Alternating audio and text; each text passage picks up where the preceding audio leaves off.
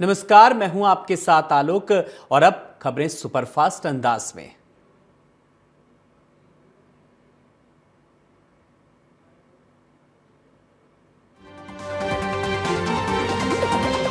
प्रधानमंत्री नरेंद्र मोदी ने नई दिल्ली के भारत मंडपम में भारत टेक्स 2024 का शुभारंभ किया। 4 दिन के इस वस्त कार्यक्रम में दुनिया के 100 से ज्यादा देशों ने भाग लिया।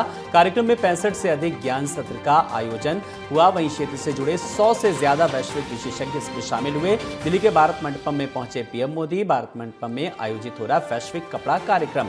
वहीं वैश्विक कपड़ा कार्यक्रम में पहुंचे पीएम मोदी। भारत टेक्स 2024 का उद्घाटन करेंगे पीएम मोदी। पीएम मोदी ने 27 राज्यों और केंद्र शासित प्रदेशों में 19,000 करोड़ रुपए की लागत से 553 रेलवे स्टेशन के पुनर्विकास की नींव रखी। 24 राज्यों और केंद्र शासित प्रदेशों में 21,000 करोड़ रुपए की लागत से बनने वाले करीब 1500 सड़कों पर ओवरब्रिज और अंडरब्रिज का भी उद्घाटन किया।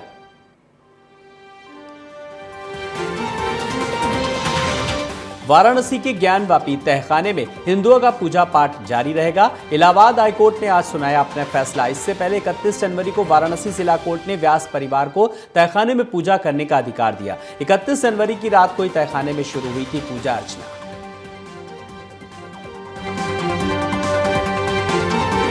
केंद्रीय गृह मंत्री अमित शाह ने दमन और दीव में गृह मंत्रालय एमएचए की सलाहकार समिति की एक बैठक की। बैठक कई मायनों में काफी अहम मानी जा रही है।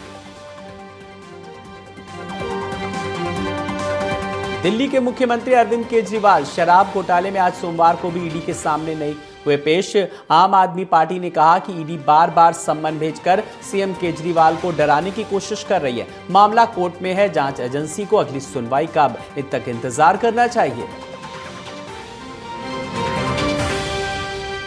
दिल्ली के सीएम अरविंद केजरीवाल ने मनीष सिसोदिया को लेकर बयान दिया। केजरीवाल ने कहा केंद्र सरकार ने उन्हें झूठे मामले में गिरफ्तार किया। आज उनकी गिरफ्तारी को 1 साल पूरा हो गया। इस 1 साल में सरकार एक सबूत भी अदालत में पेश नहीं कर सकी। साथ ही केजरीवाल ने आगे कहा कि 75 साल बाद गरीबों के बच्चों के लिए गुणवत्तापूर्ण शिक्षा और सुनहरे भविष्य की उम्मीदें लेकर आए थे।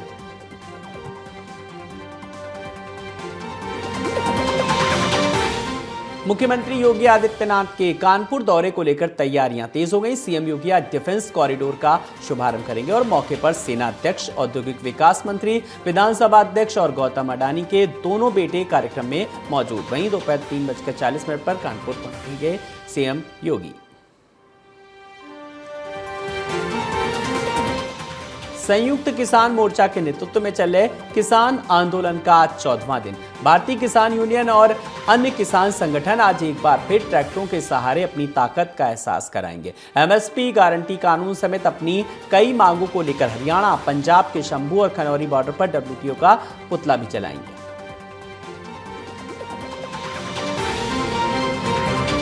इंडियन नेशनल लोकदल के प्रदेश अध्यक्ष नफे सिंह राठी की हत्या से सियासी बवाल मचा हुआ। राज्य की कानून व्यवस्था पर उठा सवाल। 50 राउंड फायरिंग में नफे सिंह और उनके एक सुरक्षा कर्मी की मौत हुई, जबकि 3 सुरक्षा गार्ड घायल हो गए। नफे सिंह पर गोलियां बरसाने वाले हमलावरों का सीसीटीवी फुटेज सामने आया। एफआईआर में पूर्व विधायक नरेश कौशिक का भी नाम सामने आ रहा है।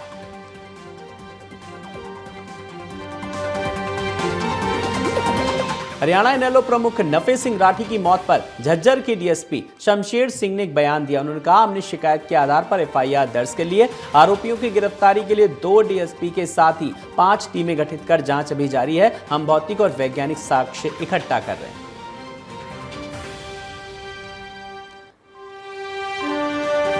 वहीं गोमती नगर रेलवे स्टेशन को लेकर रक्षा मंत्री राजनाथ सिंह का एक बयान सामने आया। उन्होंने कहा कि लखनऊ के लोगों के लिए ये एक विशेष दिन है कि गोमती नगर रेलवे स्टेशन वैश्विक स्तर के रेलवे स्टेशन के रूप में तैयार है। इसका उद्घाटन पीएम मोदी ने किया। आज मैं प्रधानमंत्री के साथ साथ रेल मंत्री को भी बधाई देता हूं।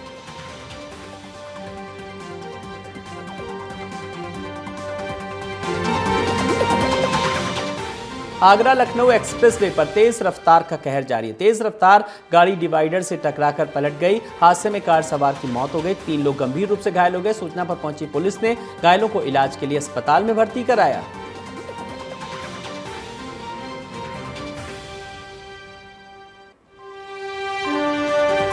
पूरे विश्व के साथ बहराइच में इस्लामिक पर्व शब-ए बारात मनाया गया। ईदगाह सहित दर्जनों कब्रिस्तान पर पहुंचकर लोगों ने एकता और भाईचारा कायम रखने की दुआ की।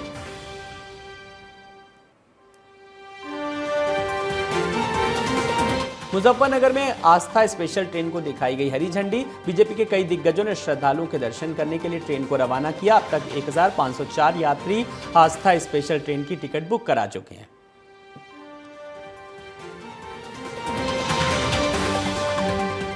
वहीं राहुल गांधी के नशेड़ी वाले बयान पर साक्षी महाराज का पलटवार। उन्होंने कहा राहुल गांधी को उपचार की आवश्यकता है। मोदी के खौफ की वजह से वो अपना मानसिक संतुलन खो बैठे। राहुल गांधी को भाषा में शालीनता लानी चाहिए। राहुल गांधी का भगवान ही मालिक है। भगवान शंकर उनको सद्बुद्धि प्रदान करे।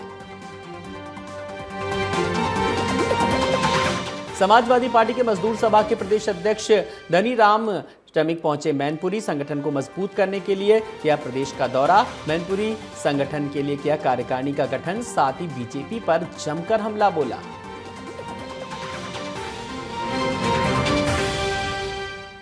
वहीं मुजफ्फरनगर में गुर्जर संसद का किया गया आयोजन। संसद में जनपद के 105 गांव के गुर्जर समाज के लोग रहे मौजूद। संसद में गुर्जर समाज ने आर्थिक, राजनीतिक, शिक्षा जैसे विचारों पर विचार विमर्श किया। गुर्जर समाज ने समाज के आगे बढ़ रहे व्यक्तियों को सम्मानित करने के लिए फैसला लिया।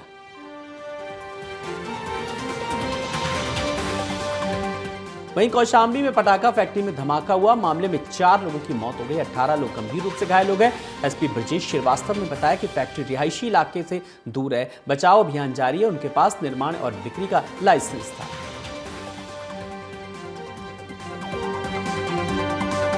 फर्रुखाबाद में थाना कादरी गेट क्षेत्र के रामनगरिया मेले में आग लग गई। आग लगने से इलाके में हड़कंप मच गया। आग की चपेट में आने से राउटी में बैठे बाबा मनमोहन स्वरूप झुलस गए। मौके पर फायर ब्रिगेड की गाड़ियों ने आग पर काबू पाया।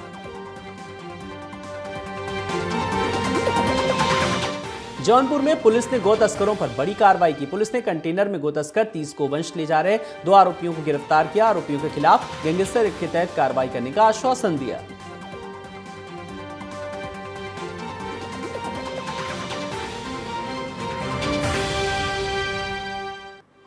उत्तराखंड के पूर्व सीएम हरीश रावत ने हरिद्वार पहुंचकर जट बहादुरपुर गांव में रविदास मंदिर में मूर्ति का अनावरण किया। सीएम पुष्कर सिंह धामी के रविदास जयंती पर भंडारे में भोजन करने को लेकर हरीश रावत ने तंज कसते हुए कहा, अब बीजेपी नेताओं को भी संत रविदास का महत्व समझ में आ रहा है।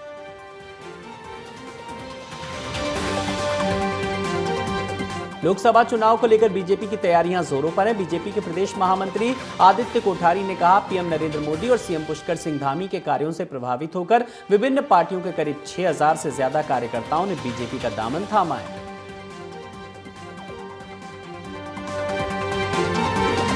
देहरादून के प्रेस क्लब में राष्ट्रीय रीजनल पार्टी ने चलाया सदस्यता अभियान। कार्यक्रम में बड़ी संख्या में लोगों ने ली पार्टी की सदस्यता। पार्टी के अध्यक्ष शिव प्रसाद सेमवाल बोले, उत्तराखंड में बीजेपी और कांग्रेस के बाद कोई तीसरी पार्टी नहीं है जो विपक्ष की भूमिका निभा सके। आने वाले लोकसभा चुनाव में पार्टी राज्य की 5 सीटों पर और निकाय चुनाव को दमखम से लड़ेगी।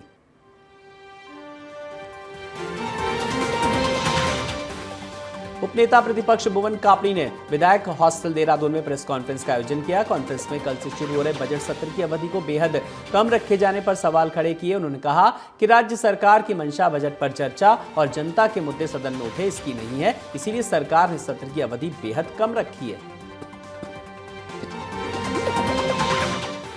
वहीं नैनीताल में राम सेवक सभा ने होली महोत्सव का आयोजन किया। होली महोत्सव को लेकर प्रेस कॉन्फ्रेंस में कहा, इस साल 27वां फागोत्सव का शुभारंभ 18 मार्च से किया जा रहा है, जिसमें 19 मार्च को महिला होली जुलूस और स्वांग प्रतियोगिता के साथ शुरू होगा। 18 मार्च को राम सेवक सभा प्रांगण में महिला बैठकी होगी होली, जिसमें 20 मार्च को चीरबंधन और रंगधारण होगा।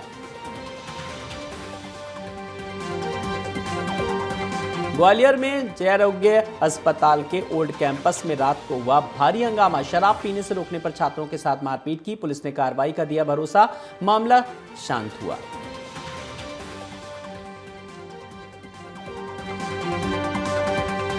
मध्य प्रदेश के गुना में सैंपलिंग टीम को लेकर व्यापारियों ने पुरानी गल्ला मंडी में किराना एसोसिएशन ने बैठक की। सैंपलिंग को लेकर व्यापारियों में हड़कंप मच गया। सैंपलिंग को लेकर व्यापारियों ने कहा, हम निर्माता नहीं हैं, हम सिर्फ विक्रेता हैं। हमारा संपूर्ण प्रयास यही रहता है कि हम उच्च गुणवत्ता का माल ही खरीदें।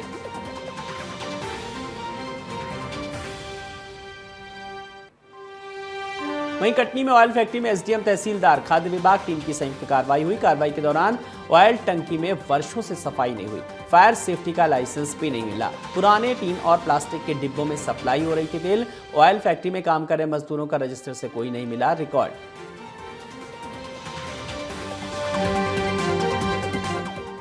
सिरोंज में मुख्यमंत्री कन्यादान योजना के तहत 165 जोड़ों के सामूहिक विवाह और निकाह हुए। पूरे रीति रिवाज के साथ विवाह और शरिया के हिसाब से निकाह संपन्न हुआ। सम्मेलन में सरकार की तरफ से सभी जोड़ों को दिया गया 49,000 रुपए का चेक। योजना से गरीब और मध्यम वर्ग के लोग काफी खुश नजर आए।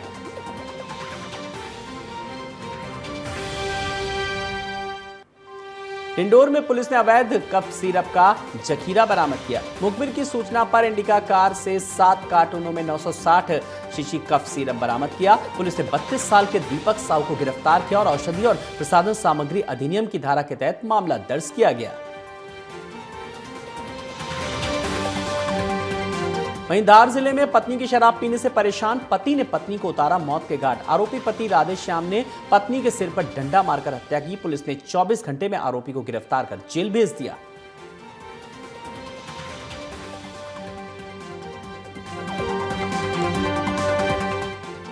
वहीं बिलासपुर आईएमए के 19वें राष्ट्रीय सम्मेलन के समापन समारोह में प्रदेश के उप मुख्यमंत्री अरुण साव और स्वास्थ्य मंत्री श्याम बिहारी जायसवाल मुख्य अतिथि के रूप में शामिल हुए। 2 दिवसीय सम्मेलन के समापन के अवसर पर उप मुख्यमंत्री और स्वास्थ्य मंत्री ने कहा, प्रदेश में स्वास्थ्य सुविधाओं के विस्तार के लिए सरकार प्रतिबद्ध है। वहीं छत्तीसगढ़ के रायपुर में लोकसभा चुनाव की तैयारियां जोरों पर हैं। चुनाव से पहले प्रदेश के मंत्री बृजमोहन अग्रवाल ने कांग्रेस पर तंज कसा। कहा, कांग्रेस सोई हुई है, जल्दी पूरा सो जाएगी।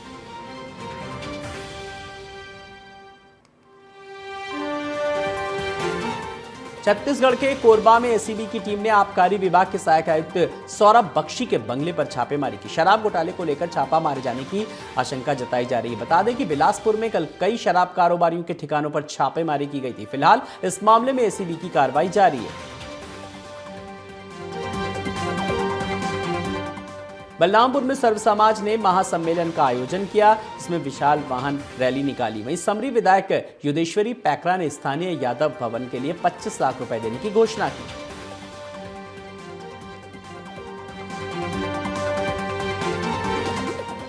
रोहित शर्मा की कप्तानी वाली टीम इंडिया ने रांची में खेला गया टेस्ट मैच जीतकर इंग्लैंड के खिलाफ 5 मैचों की टेस्ट सीरीज में 3-1 से बढ़त हासिल की। घरेलू जमीन पर भारत को लगातार 7वीं टेस्ट सीरीज में जीत हासिल हुई है। भारत की जीत पर आया विराट कोहली का रिएक्शन। विराट ने टीम इंडिया को दी बधाई। ट्वीट कर लिखा, हमारी युवा टीम की शानदार सीरीज जीत, सबने धैर्य, दृढ़ निश्चय और लचीलापन दिखाया। आईपीएल 2024 के साथ करेंगे खेल में वापसी।